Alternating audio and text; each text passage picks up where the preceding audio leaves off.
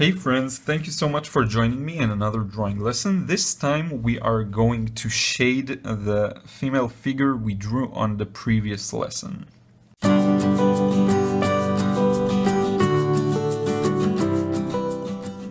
Okay, so the first thing you want to do here is understand where light comes from.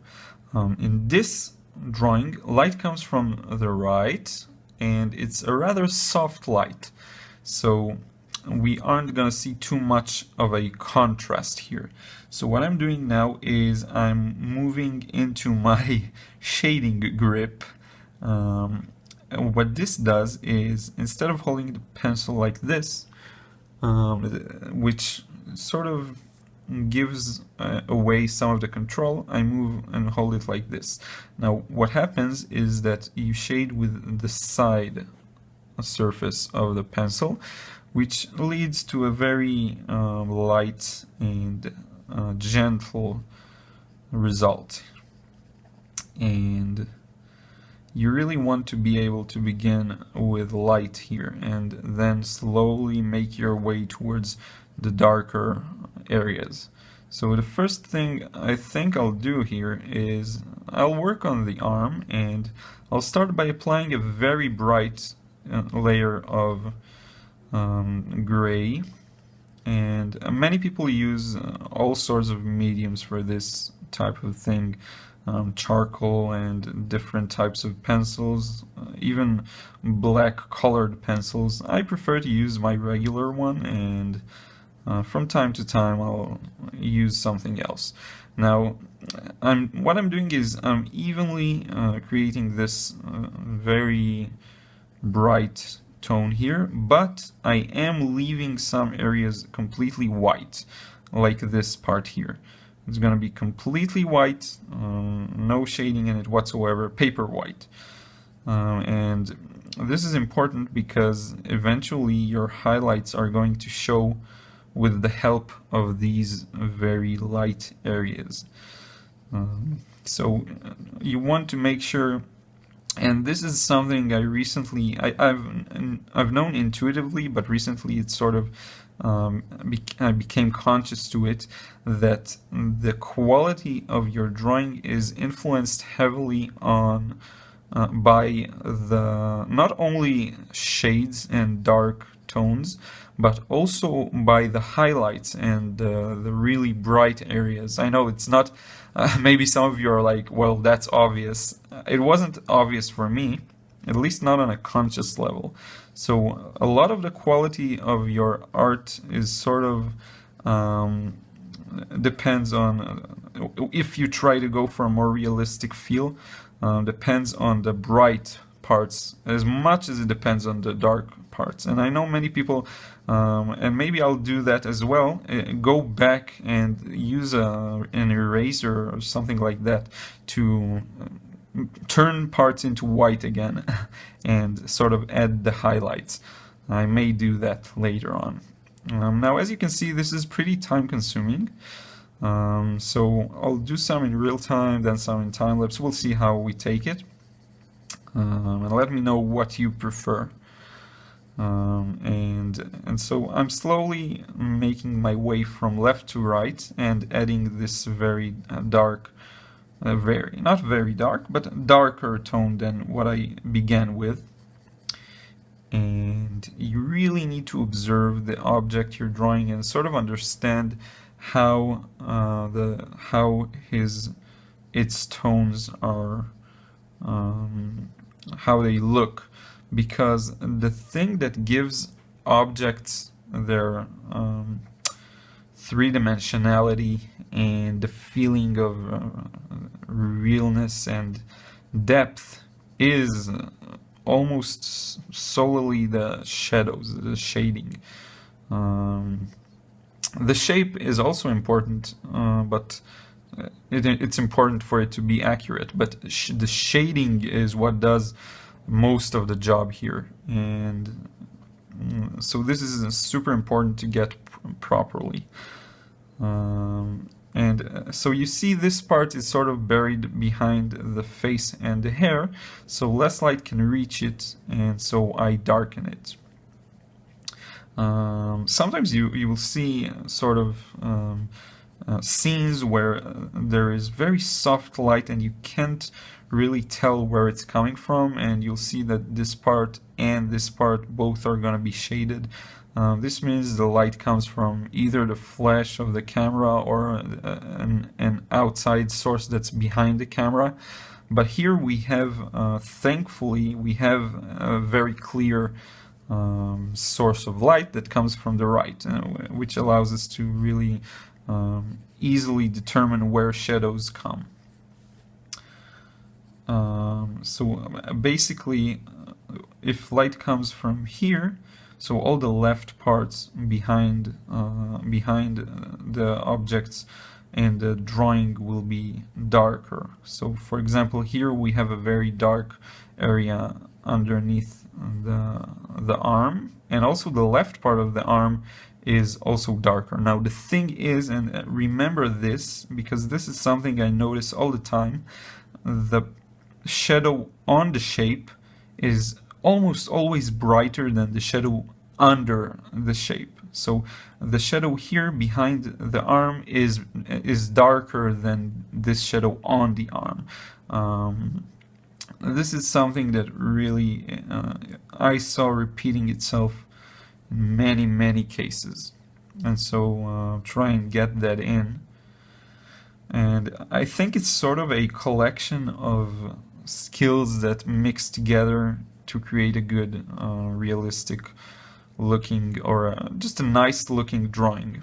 And you really need to work on each of the individual parts, and over time slowly you'll see an improvement in the quality of your drawings in general, but it really is a slow process. Now let's get the other arm, and then I will kick it into time-lapse. So here we have a very bright light that is that makes the entire left arm look very bright. So I'm going to leave most of it entirely white, as you can see here, but I will shade some of the upper parts as well as the front side of some of the fingers, which I haven't drawn nails to, but that's fine.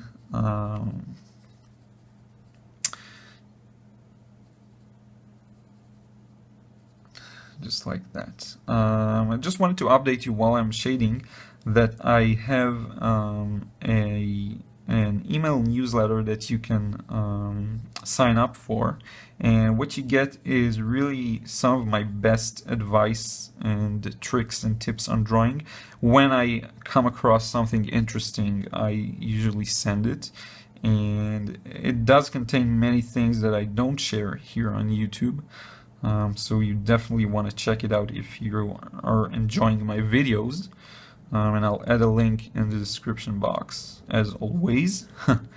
And I think what it's really good for is that here on YouTube you sort of listen to me speak and you see me drawing.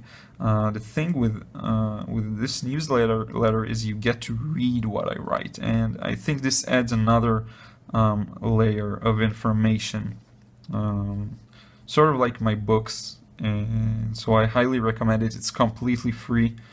Unlike the books that you need to pay for, this is free, and I write on a weekly basis, so you definitely want to check it out.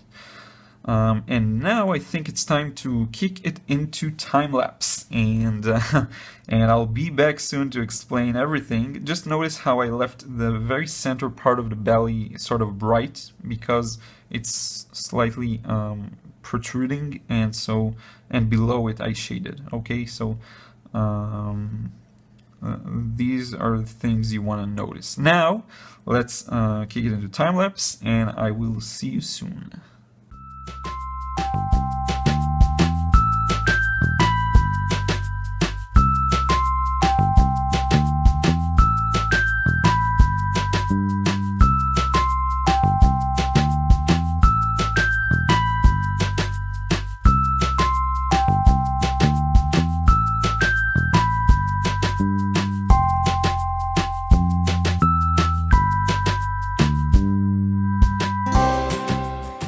Okay, friends, I wanted to pause here and show you what I'm doing. So I have this part of the pillow that I shaded, and this one is also needs to be brighter, just like this part. So what I'm doing is using my kneaded eraser to dab away the pencil and sort of even that out. So this is a nice trick. You can knead the eraser to any shape or form you want, and you can get to the tougher places to reach. I think I want to do this here as well. So this is a useful trick here. Now I left the hair, which is, I think, one of the fun and easier parts here. To wrap this video up, some very interesting things happen in the legs here. So you might have noticed some of that. There was okay. So here we have this part that sort of is darkened, and this little strip here, and the reason why I did this is because, as I said, this leg is sort of gets squeezed on the floor, and it sort of makes the fat, or the fat parts to sort of squeeze and bunch on top of each other, much like cloth actually. And so this thing sort of tends to happen. This also happens here. You have this sort of a shaded strip as well, and you'll notice this happens in many cases with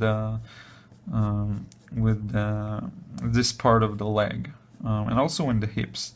Sometimes you'll see this happen, and this is pretty much all there is to it. I'm not sure how long this entire process took, but it's not too complicated really once you get the basics down. So you want to begin, and I'll recap the two videos together. So you want to begin with the general flow of the object you're drawing. This is the most important thing, and we did this by just drawing a series of lines, if you remember. I'll also add a link to the first video in case you came upon this one first. And so we indicated that by drawing the lines very simply. And then afterwards, I'm just going to add some highlights to the hair here. Afterwards, what we did was to make this general shape into three-dimensional shapes, so that we can work with and begin building the entire the body itself. Then when we got that, we went on to draw the thing in a more realistic way. So we added, instead of just boring cylinders, we made the hands, and we began creating the shape of the muscles and the fat and all of these components. And then finally we came to the shading phase. I'm sorry that if I'm using the word a lot, because it's pretty challenging to talk while drawing, for me at least. Some people are more naturally gifted at that. But anyway, so yeah, then we got to the shading part and gave it some depth and some shape and form and volume, and we are nearly done. This is pretty much it. I'm just drawing the hair using very quick pulls of the pencil. I could have given it more details and work on it more accurately, but this is really unnecessary here. I will say that I want to create a video on specifically for more picture photorealism and more hyperrealism, because I haven't gotten the chance to do that just yet. I will touch on that subject, and I do understand that a lot of people are interested in it. Again, I'm not an expert in photorealism for sure. I mean, that's a lot of work. You should really check out Mark Hurley's channel for that. I'll edit a link in the description box as well, because he's at a much higher level, specifically when talking about realism. But anyway, I'm rambling. That's it. We can wrap this video. Check out again the link to my website in the description box, and also subscribe to my channel to receive updates for when I publish new videos. And that's it. I'll see you in the next video. Until then, take care.